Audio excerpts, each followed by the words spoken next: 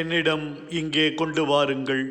கரம் நீட்டி அழைக்கும் தெய்வமே, எங்களிடம் உள்ளதை உம்மிடம் வழங்கும் பொழுது அது எவ்வளவு பெரிய ஆசீராக மாறுகிறது.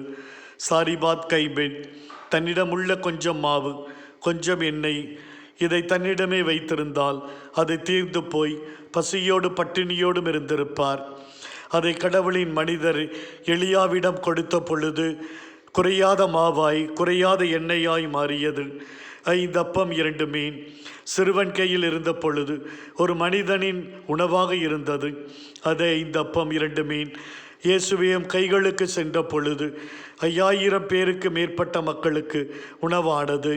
தகப்பனின் கையில் இருந்தவரை மகன் பேயால் அலக்களிக்கப்பட்டான்.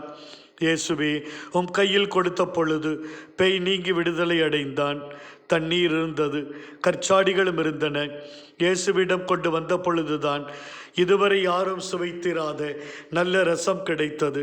வெறுமையாயிருந்த படகு இரவு முழுவதும் பாடுபட்டும் ஒரு மீன் கூட கிடைக்கவில்லை. ஆண்டவரே, நீர் படகில் ஏறியவுடன் வலை கிழியும் அளவிற்கு மீன்பாடு கிடைத்தது. நாங்களும் எங்களால் தாங்க இயலாத நோய்களை, வலிகளை, வேதனைகளை, துக்கங்களை, இழப்புகளை உம்முடைய கரங்களிலே சமர்ப்பிக்கிறோம். அனைத்தையும் நலமாக வளமானதாக மாற்றி நல்வாழ்வை எங்களுக்கு கொடுத்தருளும் சுவாமி.